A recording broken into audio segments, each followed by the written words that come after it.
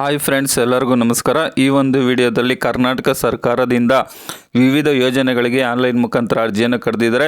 So ಯಾವ ಯೋಜನೆಗಳಿಗೆ online ಮುಖಾಂತರ ಅರ್ಜಿ ಕರೆದಿದ್ದಾರೆ, ಯಾವ ನಿಗಮದವರು ಅರ್ಜಿಯನ್ನು ಸಲ್ಲಿಸ್ಬೋದು, ಎಷ್ಟು ಲೋನನ್ನು ಕೊಡ್ತಾರೆ, ಎಷ್ಟು ಸಬ್ಸಿಡಿ ಕೊಡ್ತಾರೆ, ಎಲ್ಲಿ ನಾವು ಅರ್ಜಿಯನ್ನು ಸಲ್ಲಿಸಬೇಕು, ಅರ್ಜಿ ಸಲ್ಲಿಸೋದಕ್ಕೆ ಏನೆಲ್ಲ ದಾಖಲಾತಿಗಳು ಬೇಕು, ಯಾವತ್ತು ಕೊನೆಯ ದಿನಾಂಕ, ಈ ಎಲ್ಲದರ ಬಗ್ಗೆ ಸಂಪೂರ್ಣವಾದ ಮಾಹಿತಿಯನ್ನು ಕೊಡ್ತೀನಿ ಸ್ನೇಹಿತರೆ. ಸೊ ಸ್ವಯಂ ಉದ್ಯೋಗದ ನೇರ ಸಾಲ ಯೋಜನೆ ಆಗಿರ್ಬೋದು, ಸ್ವಾವಲಂಬಿ ಸಾರಥಿ ಯೋಜನೆ ಆಗಿರ್ಬೋದು, ಗಂಗಾ ಕಲ್ಯಾಣ ಯೋಜನೆ ಆಗಿರ್ಬೋದು, ಅರಿವು ಶೈಕ್ಷಣಿಕ ಸಾಲ ಯೋಜನೆ ಆಗಿರ್ಬೋದು, ವಿದೇಶದಲ್ಲಿ ಉನ್ನತ ವಿದ್ಯಾಭ್ಯಾಸ ಮಾಡುತ್ತಿರುವಂತಹವರಿಗೆ ಸಾಲ ಯೋಜನೆ ಆಗಿರ್ಬೋದು, ಈ ರೀತಿಯಾಗಿ ಹಲವಾರು ಯೋಜನೆಗಳಿಗೆ ಆನ್ಲೈನ್ ಮುಖಾಂತರ ಅರ್ಜಿಯನ್ನು ಕರೆದಿದ್ದಾರೆ. ಸೊ ಮೊದಲಿಗೆ ಯಾವ ನಿಗಮದವರು ಅರ್ಜಿಯನ್ನು ಸಲ್ಲಿಸಬಹುದು ಅಂತ ತಿಳಿಸ್ತೀನಿ ಸ್ನೇಹಿತರೆ.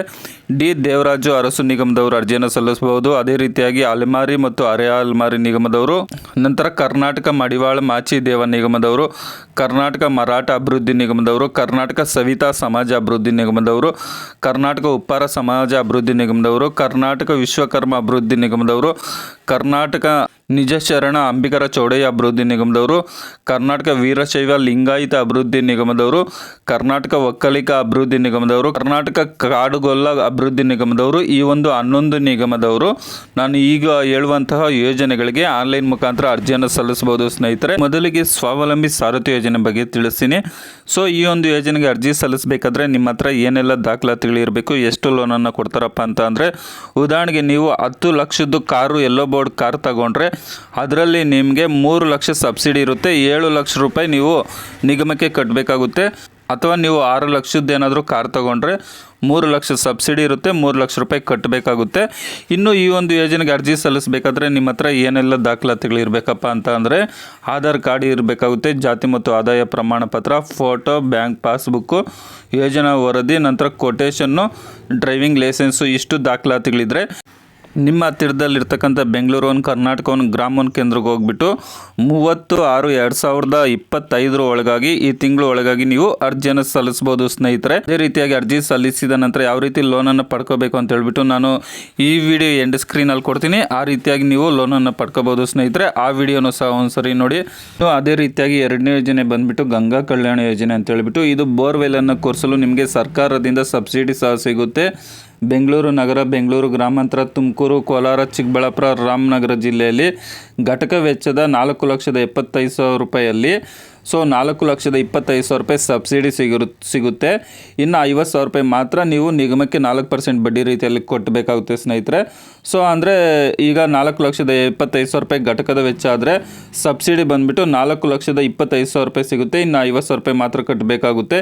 ಇನ್ನು ಉಳಿದಂಥ ಜಿಲ್ಲೆಗಳಿಗೆ 3,75,000 ರೂಪಾಯಿ ಘಟಕದ ವೆಚ್ಚ, ಅದರಲ್ಲಿ 3,25,000 ರೂಪಾಯಿ ಬಂದುಬಿಟ್ಟು ಸಬ್ಸಿಡಿ ಇರುತ್ತೆ. ಇನ್ನು 50,000 ರೂಪಾಯಿ 4ರ ಬಡ್ಡಿ ರೀತಿಯಲ್ಲಿ ನೀವು ನಿಗಮಕ್ಕೆ ಕಟ್ಟಬೇಕಾಗುತ್ತೆ ಸ್ನೇಹಿತರೆ.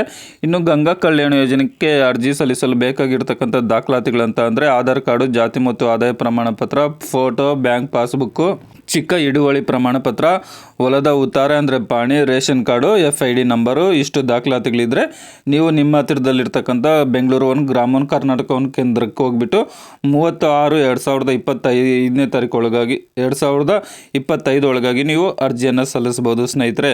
ಅದೇ ರೀತಿಯಾಗಿ 3ನೇ ಯೋಜನೆ ಬಂದುಬಿಟ್ಟು ಸ್ವಯಂ ಉದ್ಯೋಗ ನೇರ ಸಾಲ ಯೋಜನೆ ಅಂತ ಹೇಳ್ಬಿಟ್ಟು, ಇದು ಬಂದುಬಿಟ್ಟು ನೀವೇನಾದರೂ ಉದ್ಯೋಗವನ್ನು ಪ್ರಾರಂಭಿಸಲು, ಸಣ್ಣ ಕೆಲಸವನ್ನು ಮಾಡಲು ಸರ್ಕಾರ ನಿಮಗೆ ಲೋನು ನಂತರ ಸಬ್ಸಿಡಿ ಸಹ ಕೊಡುತ್ತೆ.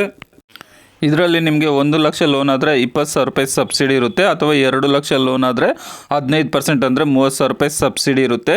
ಇನ್ನು ಸ್ವಯಂ ಉದ್ಯೋಗ ನೇರ ಸಾಲ ಯೋಜನೆಗೆ ಅರ್ಜಿ ಸಲ್ಲಿಸಲು ಆಧಾರ್ ಕಾರ್ಡು, ಜಾತಿ ಮತ್ತು ಆದಾಯ ಪ್ರಮಾಣ ಪತ್ರ, ಫೋಟೋ, ಬ್ಯಾಂಕ್ ಪಾಸ್ಬುಕ್ಕು, 7 ಅಥವಾ 10ನೇ ತರಗತಿ ಒಳಗಡೆ ಇರ್ತಕ್ಕಂಥ ಅಂಕಪಟ್ಟಿ, 7ನೇ ಕ್ಲಾಸ್ ಆಗಿರ್ಬೋದು, 8 ಆಗಿರ್ಬೋದು, 9 ಆಗಿರ್ಬೋದು, 10ನೇ ಕ್ಲಾಸ್ ಆಗಿರ್ಬೋದು, ಅದರ ಒಂದು ಮಾರ್ಕ್ಸ್ ಕಾರ್ಡು, ರೇಷನ್ ಕಾರ್ಡು, ಇಷ್ಟು ದಾಖಲಾತಿಗಳಿದ್ದರೆ ನೀವು ಸ್ವಯಂ ಉದ್ಯೋಗ ನೇರ ಸಾಲ ಯೋಜನೆಗೆ ಅರ್ಜಿಯನ್ನು ಸಲ್ಲಿಸಬಹುದು. ಇದು ಸಹ ಅರ್ಜಿ ಸಲ್ಲಿಸಲು ಕೊನೆಯ ದಿನಾಂಕ ಬಂದುಬಿಟ್ಟು 30/6/2025 ಆಗಿರುತ್ತೆ.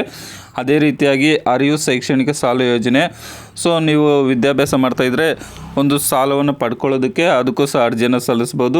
ಅದೇ ರೀತಿಯಾಗಿ ವಿದೇಶದಲ್ಲಿ ಉನ್ನತ ವಿದ್ಯಾಭ್ಯಾಸ ಮಾಡುತ್ತಿರುವಂಥವರು ಸಾಲ ಯೋಜನೆಗೂ ಸಹ ಅರ್ಜಿಯನ್ನು ಸಲ್ಲಿಸ್ಬೋದು. ಸೊ ಈ ಎಲ್ಲ ಯೋಜನೆಗಳಿಗೆ ಆನ್ಲೈನ್ ಮುಖಾಂತರ ಅರ್ಜಿ ಕರೆದಿದ್ದಾರೆ. ಸೊ ಈ ಎಲ್ಲ ನಿಗಮದವರು 30/6/2025 ಒಳಗಾಗಿ ಅರ್ಜಿಯನ್ನು ಸಲ್ಲಿಸ್ಬೋದು ಸ್ನೇಹಿತರೆ. ಸೊ ಈಗಾಗಲೇ ಹೇಳಿರುವ ರೀತಿಯಲ್ಲಿ ಗ್ರಾಮ one Bengaluru one Karnataka one ಕೇಂದ್ರಕ್ಕೆ ಹೋಗ್ಬಿಟ್ಟು ಇಷ್ಟು ದಾಖಲಾತಿಗಳನ್ನು ಎತ್ಕೊಂಡೋಗಿ ಅರ್ಜಿಯನ್ನು ಸಲ್ಲಿಸ್ಬೋದು. ಸೊ ಸರ್ಕಾರದಿಂದ ಬರುವಂತಹ ಹಲವಾರು ಮಾಹಿತಿ ಬಗ್ಗೆ ನಮ್ಮ ಯೂಟ್ಯೂಬ್ ಚಾನಲಲ್ಲಿ ಮಾಹಿತಿಯನ್ನು ಕೊಡ್ತಾ ಇರ್ತೀನಿ.